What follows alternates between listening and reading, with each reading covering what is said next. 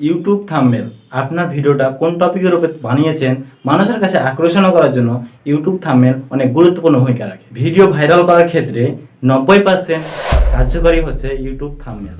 ধরেন আপনি বিয়ে করতে যাবেন, মেয়ে দেখতে যাবেন, সর্বপ্রথম তার মেয়ের মুখটা দেখবেন, মুখটা দেখার পরে ভালো লাগলে আপনি বিয়ে করবেন।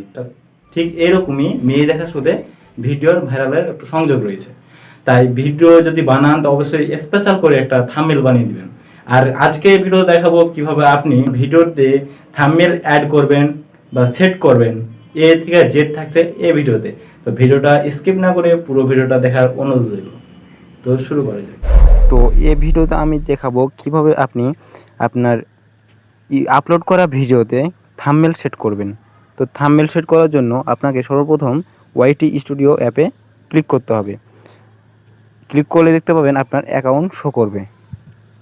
তো অ্যাকাউন্ট শো করার পর আপনার যে ভিডিওটা থাম্বনেল সেট করবেন সেই ভিডিওটা উপরে ক্লিক করবেন। আমি সব উপরকার ভিডিওটার উপরে ক্লিক করলাম। এখানে ক্লিক করবেন। ক্লিক করার পর দেখবেন যে এটা রুল আইকন, এই রুল আইকনটাতে ক্লিক করবেন। ক্লিক করলাম। ক্লিক করার পর দেখবেন আবারও রুল অপশান, এই রুল অপশানে ক্লিক করবেন।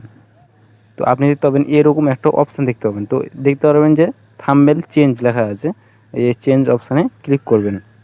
ক্লিক করার পর দেখবেন যে আপনাকে থাম্বনেলের অপশানটাতে নিয়ে আসবে। আপনাকে থাম্বনেল বানিয়ে রাখতে হবে। থাম্বনেল বানানোর পরে আপনাকে সেখানে আসতে দিবে। তো আপনি আপনার যখন থাম্বনেল তৈরি করা থাকবে তখনই আপনি থাম্বনেল অপশানটা শো করবে।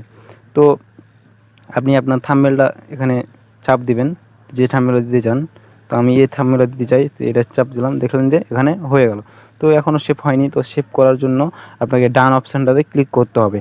তো প্রথমে ডান অপশানে ক্লিক করে দিলাম। তাহলে এই যে দেখেন ডান অপশানে ক্লিক করে দিলাম, দেখছেন অলরেডি হয়ে গেছে। আবার এখন সেভ করতে হবে, তবেই হবে। তো সেভ করলাম। তো দেখছেন যে থাম্বনেল সেট হয়ে গেল। তো সেভ হয়ে যাওয়ার পরে এখন দেখবেন যে আপনার ভিডিওতে এই থাম্বনেলটা সেট হয়ে গেল অলরেডি।